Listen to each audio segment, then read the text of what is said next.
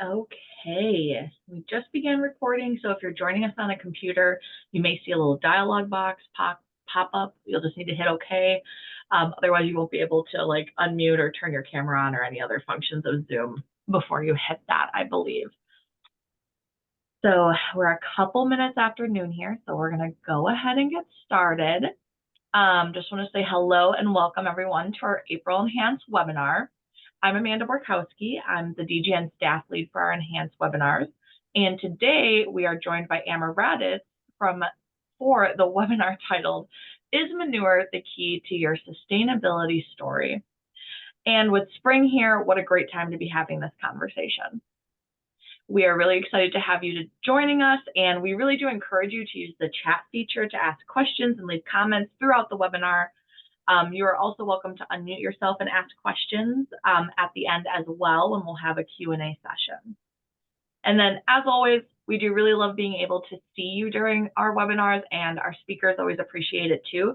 So if you are able, we welcome you to turn your video on and to join us, whether you're in the barn or at the office. We would love to see you. And before we begin, I do want to give a special thank you to Radatz for providing the web hosting and recording for all of our 2024 webinars.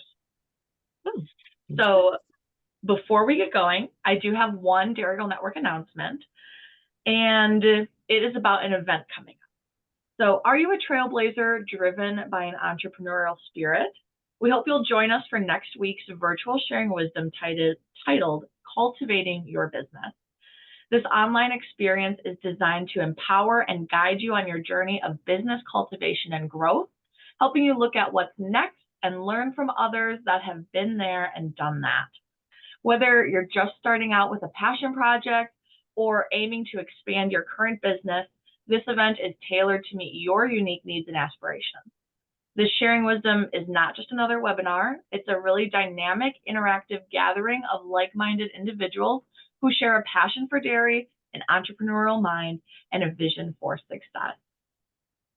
You will get the opportunity to directly interact with some huge entrepreneurial trailblazers in the industry. The speaker lineup includes Haley Piper from She Likes Milk, Valerie Miller of Steel Cow, Lindsay Loken of Blondie's Butcher Shop, Lynn Bolin of New Day Dairy Guest Barn, Natalie Burning of Burning Acres, Emily Darchuk of Wayward Spirits, Stephanie and Haley Painter of Painterland Sisters Yogurt, and Gina Fletcher of Bridgeforth. With that type of lineup, you seriously will not want to miss this event. So just head over to dairygirlnetwork.com to register, and the link will also be in the chat. Your registration not only gets you access to these speakers to ask questions yourself, but also a virtual swag bag filled with goodies. And if you can't join us live next Thursday, no problem. The registration also gets you access to all of the recordings. So we hope to see you next week, Thursday, for that virtual Sharing Wisdom event. And now I'm very excited to introduce today's speaker. Radatz is the Agricultural Water Quality Program Manager for the University of Wisconsin-Madison Division of Extension, with a technical background in manure management and nutrient loss to surface water. Amber grew up on a small farm, a small Wisconsin dairy farm, and received her bachelor's and master's degrees in soil science from UW-Madison. She lives with her husband, Tim, and 3 young sons in western Wisconsin. And so with all of that, Amber, I'm very excited to hand it over to you. Take it away. Thanks so much, Amanda. I'm really excited to be here with you all today. I appreciate you all logging on for a webinar with manure as one of the prominent topics in the title. That's not always the sort of sexiest topic that there is, right? But it's really fun. You know, I appreciate being asked to talk a little bit more about these concepts of sustainability. Like I said, you know, I grew up on a dairy farm, very much grew up with these ideas of like using your resources and making the most of them. And to me, that's one of the really like very important pieces about sustainability, is really thinking about the resources that you have and how to make the best use of them. I have worked with the University of Wisconsin Madison Division of Extension for about 15 years in the area of water quality, agriculture, and water quality monitoring on real working Wisconsin farms. So right now we have this program called the Ag Water Quality Program. And what that means in Wisconsin is that there are 5 outreach specialists around the state that specifically talk with farmers and farm advisors about the research and help the understanding of how your farm practices impact water quality and how to protect water quality and our natural resources in the best way possible. So it's really a rewarding thing to be able to kind of sit in the middle, right? To sit in the middle between this environmental and agricultural topic, because we really need both to be productive. So the other piece I wanted to just mention is that for a while, I was one of the co-directors of a program called Discovery Farms, which is part of Extension and the Ag Water Quality Program. And through that program, we do research, water quality research on volunteer Wisconsin farms. And so those farms sign up to have their practices monitored from a water quality perspective for several years in a row. And it just leads to this really rich relationship with those participating farmers. They're people that are hungry to learn and to continuously improve. And for us, that allows us to really learn a lot right alongside of them and be able to provide the best recommendations possible, right? Because as dairy farmers, you wear a lot of hats, and maybe water quality is not like the first on the top of the list when you think about the hats that you wear or are comfortable wearing or even want to wear. And I think sometimes that is pretty difficult because, you know, you have to be focused on things that are a profit center. The environmental side of things can often be like difficult to interpret or measure or even communicate. And I think that that's some of the things I'd like to just chat about today as we talk about sustainability. So for you all, if you're interested, feel free to introduce yourself, like your role and maybe where you're coming from today in the chat. It would be awesome to know where you all are. I'm in Western Wisconsin. It is windy here today and pretty chilly, but we've had kind of an earlier spring this year, and everything is really greening up. A lot of cover crops on the landscape are greening up, and I think we're going to start to see a lot of field activity shortly when the weather permits. So I also have decided to trial a new thing. I feel like this is a pretty friendly audience to trial something new. So this is an invitation to submit thoughts or answers in this way. So you take your phone and scan this QR code, or you can go to menti.com, which is listed there at the top of the slide, and put in the number. And it should bring up this question for you. What are the metrics or benchmarks of sustainability? So what I'm looking for is to see kind of what experience you guys have all had with this term of sustainability, what you're thinking about, carbon footprint. Yes. Yep. That's been a really hot one lately. I'll talk a little bit about greenhouse gas pieces. Let's see. What do we have in the chat for? Oh, welcome from Fort Atkinson, upstate New York, cold and rainy. Same. Hutchinson, Minnesota. My husband's from Minnesota, so welcome.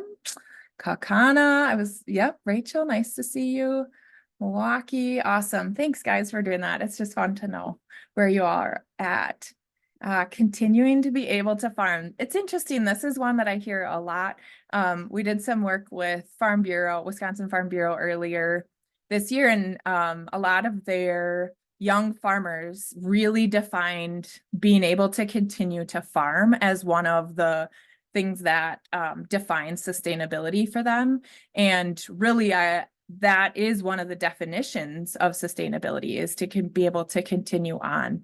And all of these other things are kind of feel like they're sort of surrounding that big thing of being able to continue to farm, whether it's carbon footprint, other environmental pieces, things like that. And so when you think about your sustainability story, Do you think about water quality? Do you think about conservation practices? Do you just think about progress, or kind of this like continuous improvement? Do you think about whole farm management? Those are kind of all pieces of what sustainability might be for you on your specific farm. So thanks for participating in that. You can stay on that browser on your phone and then scroll to the next question when I bring up the next question on a slide. So thanks for participating in that with me. Let's see, now we got to advance. All right. So like I said, the definition of sustainability broadly is really just the ability to be maintained at a certain rate or level, so to continue on. And for our farms, thinking about sustainability and continuing to farm or passing the farm on to another generation, that's kind of the top level that defines it.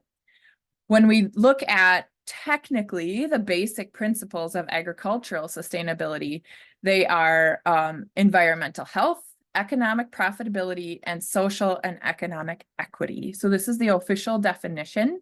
You can sort of think about these things as environment, economics, and social, right? So being socially acceptable, being profitable, and being able to sustain the business in that way. And then that focus on environment and natural resources. Of course, my bend on the environmental side of things is definitely focused more on water quality. We're hearing a lot about greenhouse gases. We're hearing a lot about carbon at the moment. I do not anticipate that going away. I do anticipate that really to continue to change a lot over time. I think we're sort of at the doorstep of the Wild West with carbon, and I think there could be a lot of really good opportunities there for agriculture, given the fact that, especially dairy farmers, given the fact that we can really have soil that is very carbon rich. We have manure, which gives us that organic matter source and really feeds the soil and allows it to function at a really high level. And we also have the ability to use that manure as a nutrient and limit the amount of fertilizer that we're purchasing. All of those pieces really play into kind of your carbon footprint. And I'm learning right along with you all about how dairies are, going to be assessed based on this carbon footprint and greenhouse gas thing, which I can share a little bit of as we continue to go on. Oh, Central California, is it like, it's got to be warmer there than where the most of the rest of us are. So we're a little envious of you today. Thanks for joining.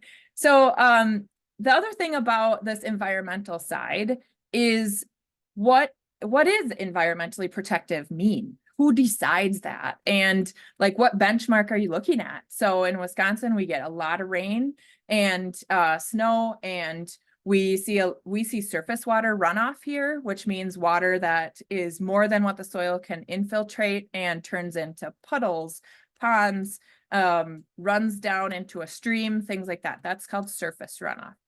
Groundwater in Wisconsin, most of our residents actually draw groundwater for drinking water wells. And so that's a really important benchmark especially from a public health standpoint, thinking through how we are trying to be protective of that resource.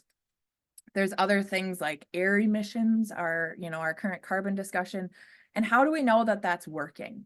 So there are some like big ways to know certain things are working. There are like, you can do some monitoring. There are different companies offering modeling or assessments or kind of life cycle analyses, things like that.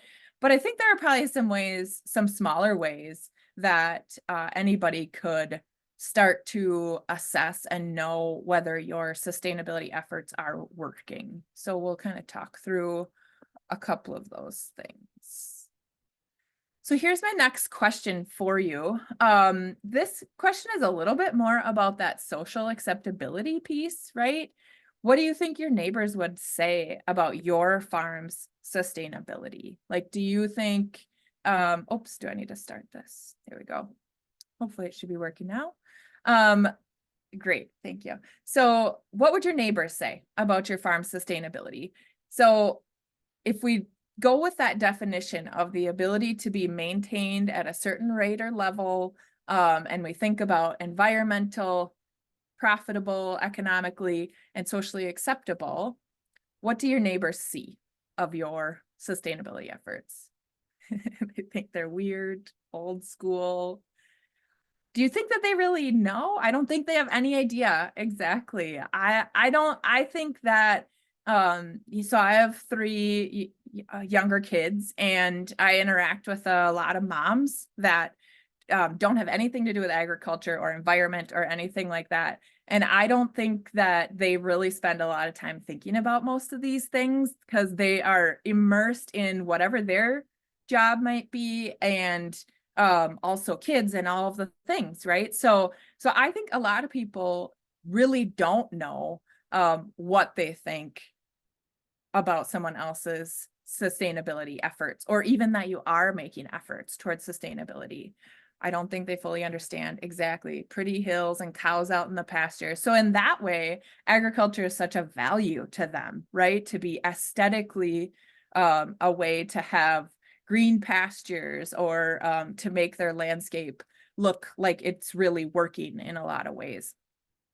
So I guess with that, that's where I would kind of encourage to think about how you might communicate that sustainability story to your neighbors, especially the ones that might be the most interested, right? And I'm sure you all have had experiences trying to communicate to people who didn't necessarily have much interest in the topic. And it's not about really changing, or not about really like trying to reach every single person, but if you can change what people see and sort of give them a little bit of a look at seeing something different when they're driving around, I think pretty quickly some of those things start to make more sense, and give some awareness to the efforts that you all are participating in.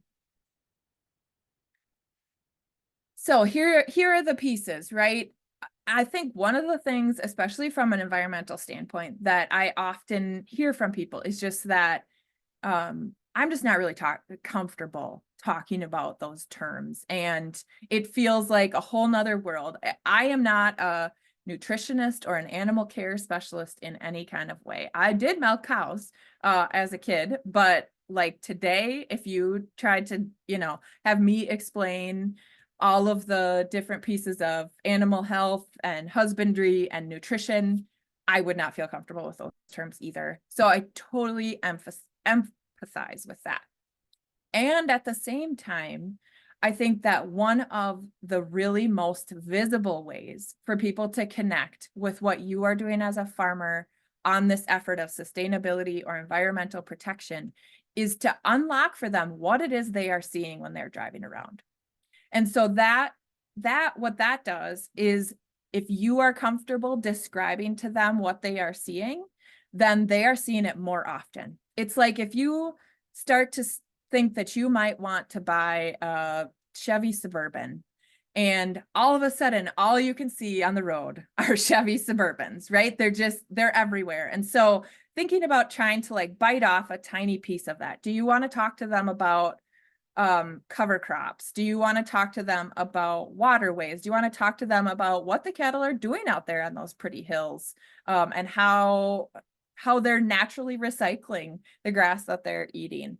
So really just trying to increase your own comfort level with some of those terms, realizing you don't have to be an expert immediately, but trying to just sort of dip your toe into that.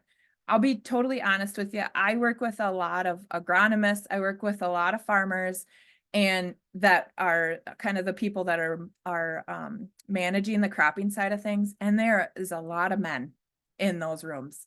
And I really feel like there's a lot of room for us to welcome more women into those spheres. I mean, there's some really great women crop consultants that are doing an awesome job. We have like land conservation advisors and pieces like that are really, we have some women researchers that are amazing. And from the dairy farming end, my perception sometimes is that we're more comfortable on the animal care piece. We're sort of those natural caretakers. But I think women's communication about our environmental sustainability efforts could go a long ways. So this is my invitation to you to like try to dip your toe into that side. You don't have to become the de facto crop manager. You don't need more jobs. But being able to just unlock for people what they're seeing, I think really could help your confidence in that and your neighbors as well. So then for you, thinking about what tools or resources you might need to feel more confident. Is it reading a couple articles? Is it just sitting down and having a conversation with somebody that's a resource in your area? Feel free to do that, because like people like me, our whole motivation for our careers is to be a resource for people and to help people. So never feel like you are asking a silly question or things like that. Okay, I've got another question box for you to fill in. As a farmer, what would you say is your biggest challenge with manure? So when I was a kid and growing up on the farm I was growing up on, we had a 57 tie stall barn, and we didn't switch any cows, and we had no manure storage, and we ran the barn cleaner every day, filled up the manure spreader, and out it went. And then on some special weekends, then we got to clean out more pens and do more manure management, right? But that has changed for a lot of farms. We have a lot more farms with a lot more storage, and frankly, storage as a requirement if you want to make any changes to the farm. And sometimes what we see is a requirement of storage without a lot of resource about ways to manage that storage. So yeah, so increase in rules and regulations. Yes, that's right. Like there's been a big focus on manure. It is a vulnerable thing to be spreading on the landscape, right? There are pieces in manure that can be risky to move with water or things like that, but it is not a toxic waste, right? It is a really valuable product for our dairy farms and for our soil. My neighbors don't understand the role that manure plays. Yes, exactly. That goes back to our discussion on sustainability, on kind of your sustainability story and what they're seeing. Manure storage in the summer when the fields are planted. Yes, how do we think about managing that storage? Thinking about managing that storage is honestly a year-round thought process, right? And having enough storage is a really difficult thing to cash flow, because there is no, it's not a profit center in any kind of way. It is a total cost center on the farm. Yes, we get some nutrients out of that manure, but those storages are very expensive to build and expand. And being able to have enough storage when you can't get in the field, or even when it's really not ideal to get in the field at different times of the year as well. If the soil is too wet, if we have a lot of snow, you know, different conditions that just don't make it fit to be out in the field. So for this piece about neighbors not understanding the value of manure, you know, that's where I think really trying to think about communicating the value of manure is so that they can gain confidence that manure is applied well, that it's actually an asset to crops and soils. And I think this is a really big part of our social sustainability, right? Of our social acceptance. And for you as a producer, I think one of the first steps is to like really believe that manure is an asset. And sometimes it can feel like it's mostly just a pain to deal with, right? And so thinking through the ways that manure really is an asset to you, and to be very firm in your conviction on the recommendations and best practices, because that's only going to help you. Having some really strong backing like that for your manure management decisions is going to help you be able to communicate how those decisions with manure are made, why they are protective of the environment, why they are a really good thing for our soil and our crops, and why they're sustainable. So, you know, maybe that goes back to this question of the like, find a resource that you feel comfortable talking with, and really get get comfortable with the science and the research, and that you are a major partner in that. This manure storage in the summer piece, I'm going to talk a little bit about in another slide. And then, yeah, the increase in rules and regulations. Exactly. There's just been a huge emphasis on manure and the ways that it can and should be handled. So if we're looking at this as dairy farmers, we know that there's really nothing wrong with this picture, right?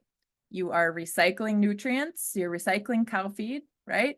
You are putting it onto a living plant that will be demanding those nutrients pretty darn soon, onto soil that does not look like it's immediately vulnerable to runoff or leaching or things like that. It looks like a pretty nice spring or fall day.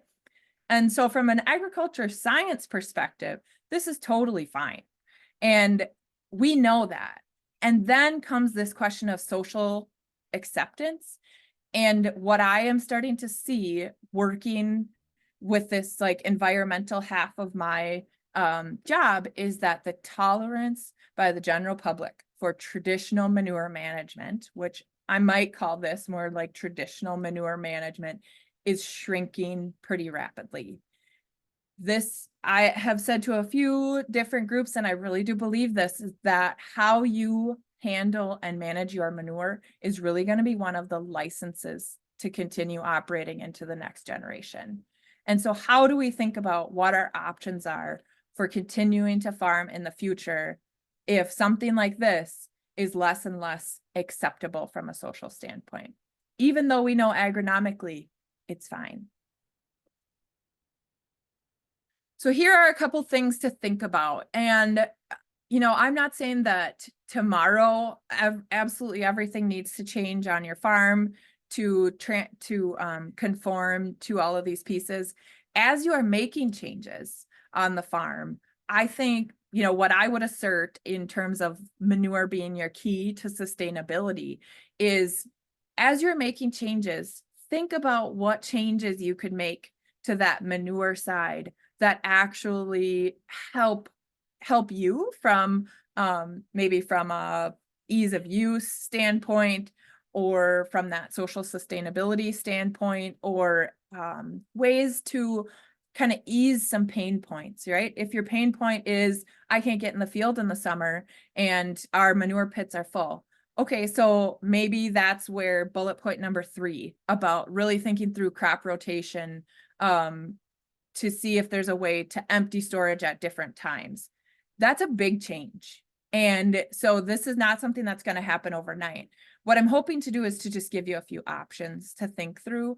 And what I love about farmers and working with farmers is that you plant a little seed and they will iterate and adapt and make it the thing that works the best. And all the things from that same little planted seed look a little bit different and really fit that farm.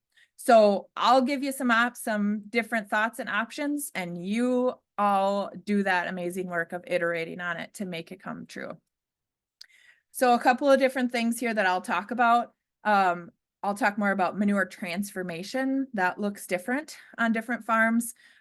Application. So when we're thinking about application, thinking about what people can see and trying to manage what it is that people can see, because I really do believe that a lot of environmental crop sustainability is visual.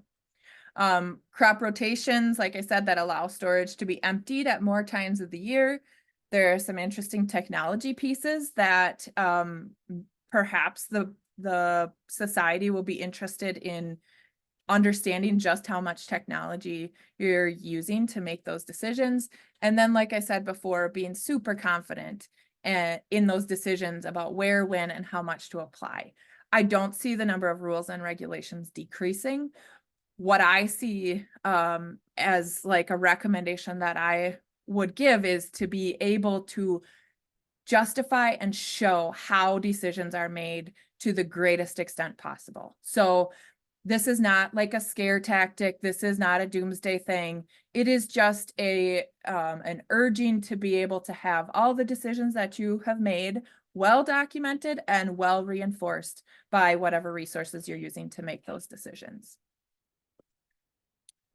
So when I talk about manure transformation, what I'm talking about can be a wide variety of things, right? So on my left here, there's this photo from dairy herd management of like a reverse osmosis system on a dairy farm that takes manure from being a manure product to usually like a separated product to a release of clean water and more concentrated nutrient sources.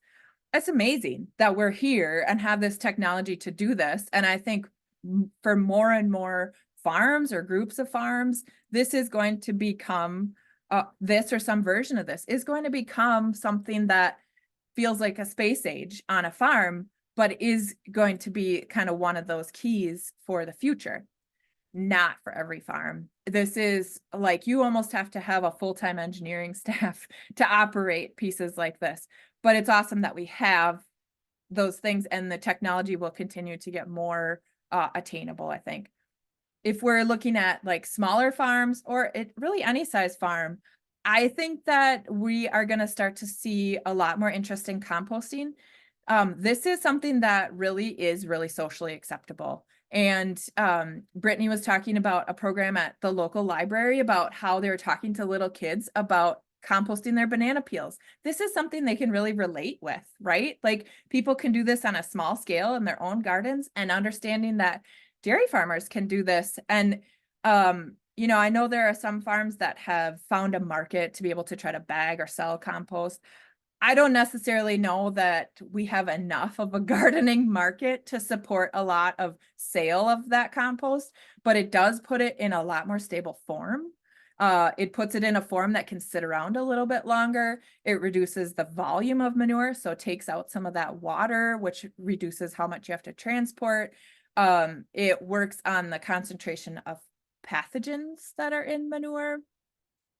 And so there are a lot of benefits, and I think this is one practice that I'm interested to see where we can make this fit on more farms instead of just recommending like an expansion of storage.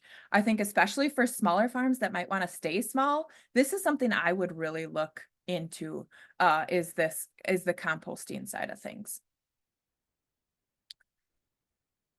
Okay, so some other pieces about application. So this is a picture of kind of a field day of application. These are the exciting things I get to do for my job, right? Is to look at all the different types of manure application equipment. And in this specific picture, that checks a lot of boxes, right? We've got a drag hose, which minimizes that traffic on the road. And you know, when even in my neighborhood, when there are less trucks on the road hauling manure and more drag line, I can't tell you if it's placebo effect of my eyes telling my nose or if it's real, but there is less odor. There is just less of a visible understanding that manure is being applied in the neighborhood. And it's also a safety, you know, it's a boon for safety to not have all those trucks on the road. So that drag hose technology, while I know it can be challenging at times, especially with landscape or things like that, I think that's one real major advancement that we have made, that from a sustainability, especially social acceptability standpoint, can really bring us a lot of benefits. This application equipment is doing subsurface application. So from an environmental standpoint, we are hiding those nutrients from any water or even from sort of absorbing into the air or gassing off like that. So that checks that environmental box. And then this applying at non-traditional times. So this is, you can see this is corn that is kind of in the early stages of growth. All of the research so far shows that that drag hose can go over the top of that corn and it will pop back up, and we don't see a problem with yield. It doesn't just have to be corn. There's some different forages that are harvested at different times of the year, but things like this really start to check a lot of boxes. And so finding the things that are win-win-win are the, you know, those are the most gratifying things that we can implement. Okay, so I promised this greenhouse gas question, the carbon footprint perspective. So I'm in a group right now that they're doing some modeling on a couple different sort of example Wisconsin dairy farms on what their carbon footprint and emissions picture might look like today, and then if they made some certain changes. One of the big ones that actually makes a big difference in emissions and that score and crediting is emptying the manure pit before summer, or like not having a full manure pit over summer. And a lot of that has to do with the temperature and the nitrous oxide gases that are released. So I thought that was really interesting. And you know, from our perspective, thinking through ways that we could help farmers think about that crop rotation, think about that management, that seems like one that maybe could be pretty implementable. There are some other pieces, like I said before, about minimizing the amount of nitrogen fertilizer that we have to use. So dairy farms are actually in a lot better position than maybe like cash grain farms, because they're importing all of that nitrogen fertilizer, and that has a pretty big sort of greenhouse gas score. And so there are a few ways that dairy farms really have a lot of benefits in this whole greenhouse gas carbon footprint perspective. And then I also wanted to just make this note about application timing. And one of the things about environmental protection and manure is really just knowing when there is a good chance for runoff or leaching to groundwater. So understanding those vulnerable time periods, and then trying to match our manure application as close to the time as a crop might need those nutrients as possible. So that sometimes does require some, you know, whole year, whole farm management thought. It probably does not require a huge equipment purchase, but there are definitely ways we can make tweaks to systems to more closely time our applications with when the crop needs it, and time it away from when it's vulnerable to being kind of a loss to our water resources. Okay, and then the last piece here is about, you know, when I talk about making sure that your decisions are really well documented and that you have a really strong reasoning base behind manure management or even any other farm decisions. When we're talking about manure, one of the things that has happened as manure systems have changed is that sometimes farmers feel like they have less confidence in their manure, right? So the manure that I grew up with on my parents' farm was more like a bedded pack, right? Because it had sawdust applied every day to our stalls. It was cleaned out every day. There was not a huge water content in that. We weren't catching any rainwater or precipitation in our storage pit. We didn't have a storage. And so the nutrient content of manure has definitely changed over time as we have changed our manure handling systems. And so really making sure that your current management system closely matches and has the information that you need to determine the soil nutrient status, what the crop nutrient need actually is, what your manure content, nutrient content is, thinking about vulnerable features like streams or things like that on your farm, and then that timing piece. So having a good roadmap of how those decisions are made, I think, can really build some confidence on the social acceptability side. So here's, I usually talk about like really specific water quality topics, and I really like leaving people with like a little bit of a soil science degree at the end of things. And so when you're thinking about sharing about your farm sustainability and why you have planted cover crops, or why you have a pasture that's green all year, or why you have a waterway in place, this is what you are doing, right? So all of the landscape, no matter how it is managed, is a source for nutrients. We contain nutrients. Every living thing contains nutrients, especially phosphorus and nitrogen.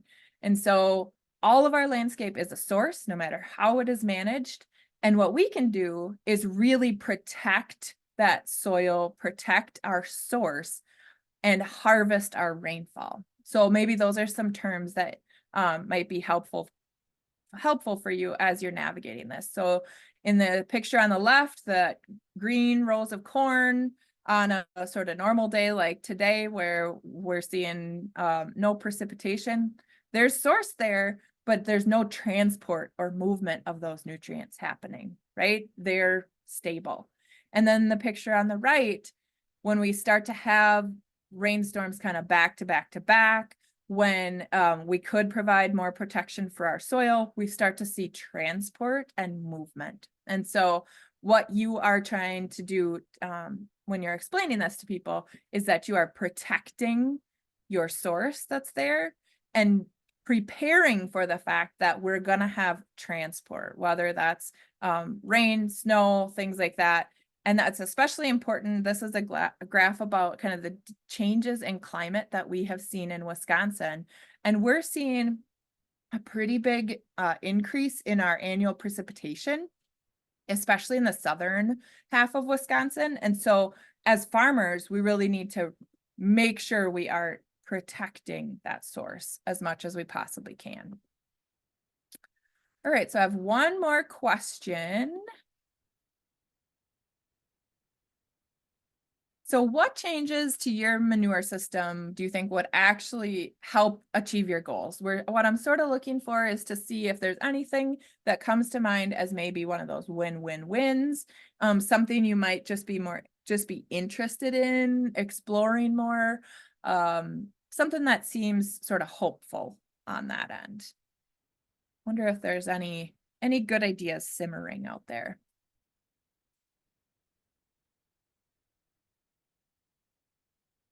Knifing it in. Yep. What I really like to see is when we are doing that manure application, as like you said, like knifing it in or below the surface, is if you can do that in a way that doesn't also cause soil disturbance, because I think what happens, and you guys all know this, is that we have like one piece of knowledge, guideline, whatever, and we say, this is how you should do this. And then wait a period of time, we say, well, actually, we'd like to tweak that a little bit. This is how we would like you to do this. And so making sure that when you are applying those nutrients under the surface, that we aren't doing a lot of disturbance on the surface so that we start to make that soil be more vulnerable to erosion losses. So it's kind of I always picture a teeter-totter, right? So we don't want the teeter-totter to be all the way this way or all the way this way. We kind of want it to hang in the middle here and see if we can get some win-wins. So great. Thanks for sharing that. I really appreciate it. And looking forward to hearing all your successes with making those little changes. All right, so I'm going to go ahead and wrap us up here a little bit. Maybe there'll be some additional questions that you all have. I appreciate you sticking with me through this. And so what I would say might be your 3 priorities as you're considering sustainability on your farm. Number 1 is really to try to gain some confidence with the terms and concepts, especially of environmental sustainability, because there is no one better to tell this story than you. I was just talking with one of our outreach specialists yesterday. She was talking about having a booth at a dairy breakfast to try to explain why farmers are using cover crops and talking through some of those conservation practices. And I said, I think it might be best if you had a farmer who was with you that wanted to try to explain that either to other farmers or to general public, because you're walking the walk, right? And so that's where there is really no one better to tell the story than you, even if you're a little unsure of the terms. I really do truly believe that how you decide to handle manure and how you continue to improve and change and adapt your manure system is one of the licenses to continue farming for the next generation, just because of all of those pieces that we talked about with the social acceptability and the environmental side. Manure hits kind of a lot of those buttons.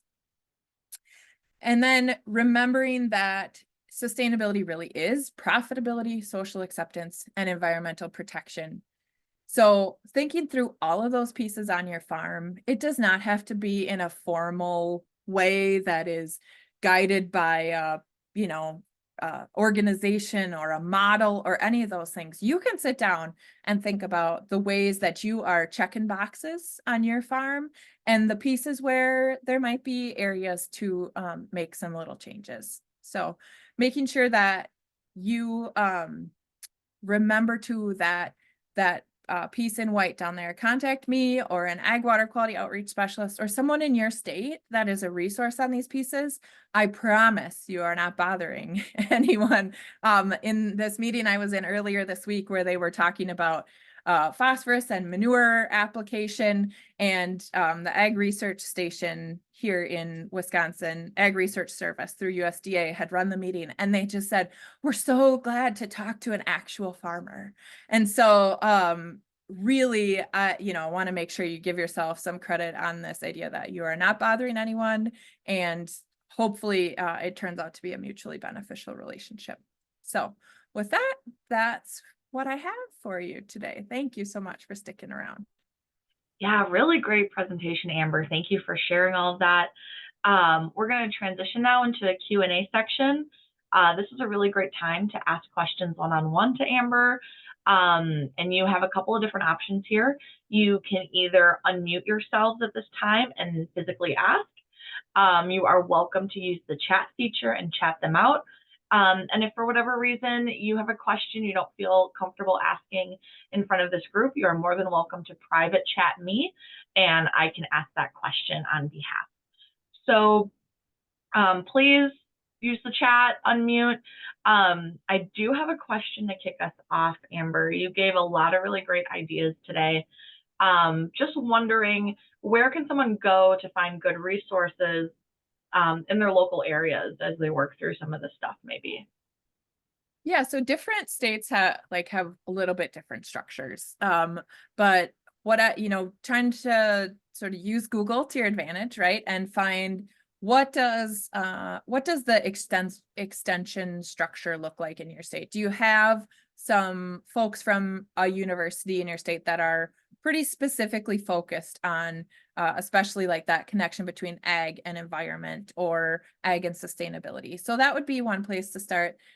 From the water quality or environmental side, land conservation advisors are a great place to start. Often they've had kind of like a role that was mostly regulatory or mostly just cost share, but at least in Wisconsin, what we're starting to see is that a lot of those offices are a lot more focused on kind of this technical assistance or working through a problem, brainstorming than they were in the past. And so that could be a good option. There's also a lot of really great independent agronomists or engineers that are really I think we're kind of moving away from people who are just sort of the old-fashioned engineer that only writes up plans, but there are definitely people who want to think through a problem with you, brainstorm, and help you kind of like walk through what a short-term, long-term plan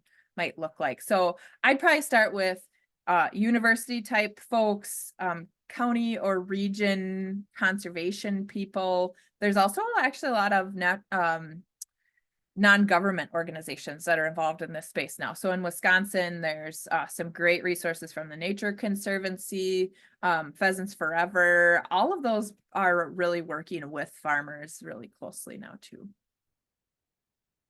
Awesome, thank you. Mm-hmm. And I see there is a question in the chat. Where does grazing fall into this mix?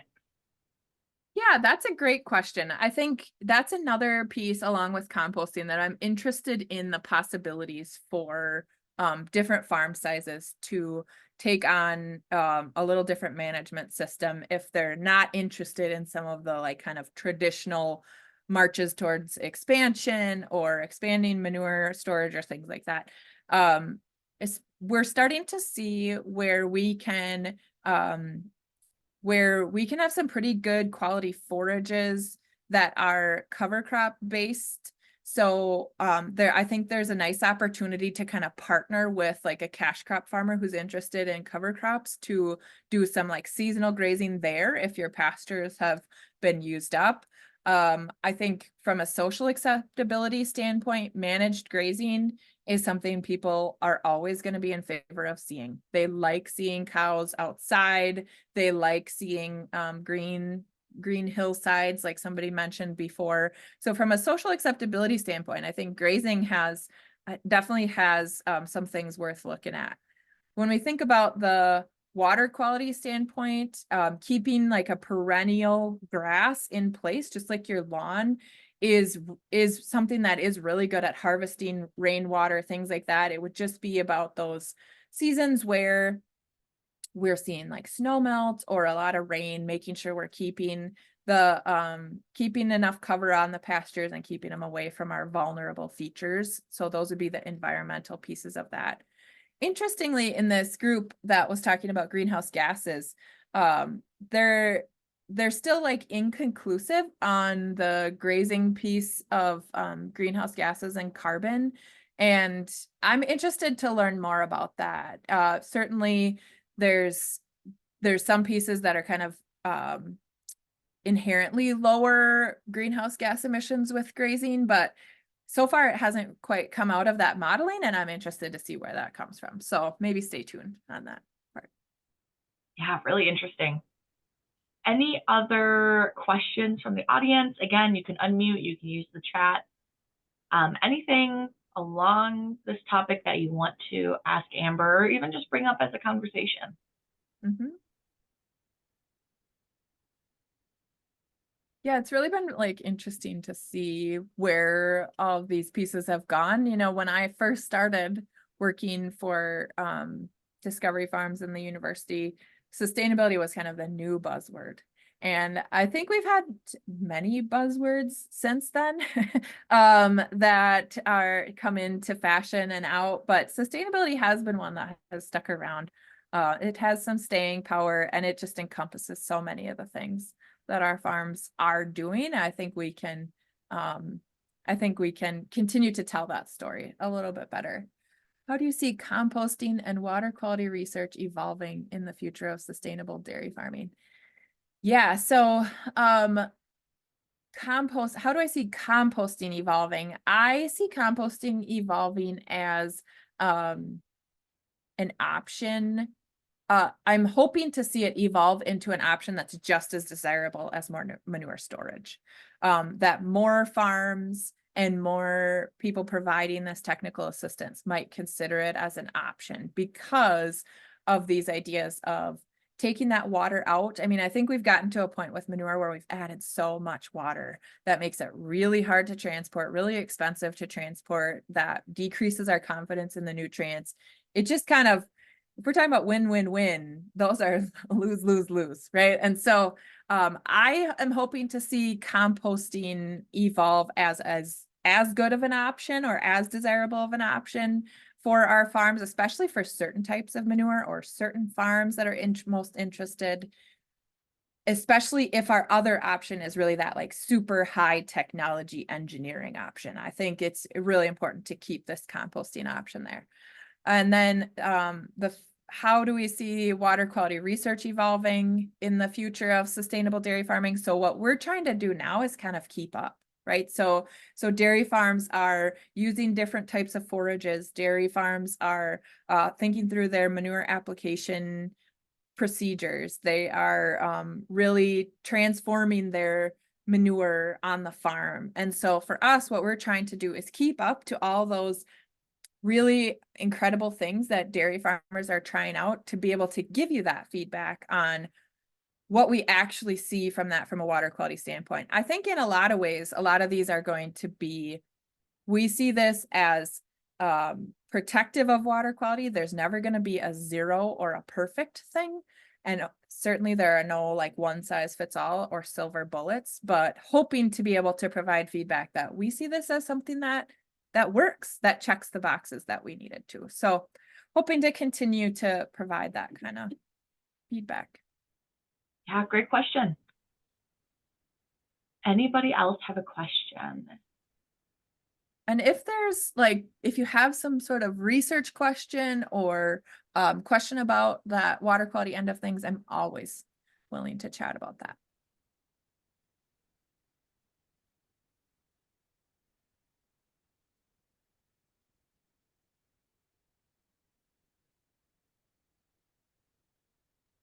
Give it just another second or two for any last minute questions.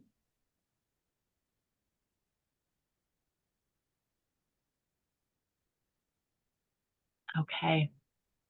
Well, I think that's it. I will definitely be sure to send Amber's contact info when you get the recording next week. So if you do have a follow-up question, you can contact her individually. But Amber, just thank you so much for joining us today and sharing your knowledge. That was a really great presentation. Also want to give a thank you to Zoetis again for being our web hosting and recording sponsor of our enhanced webinars. And last thing, this is your very last chance. If you want to subscribe to our DGN webinars for the year for half the price, you'll get access to all of the webinars for the rest of the year, as well as the recordings from our February and March webinars too. So that will be closing on Sunday. So if you want to be a part of that, head over to dairygirlnetwork.com and register now. And otherwise, you will get the recordings of this webinar next week in your inbox. So thank you all for joining us and have a wonderful weekend.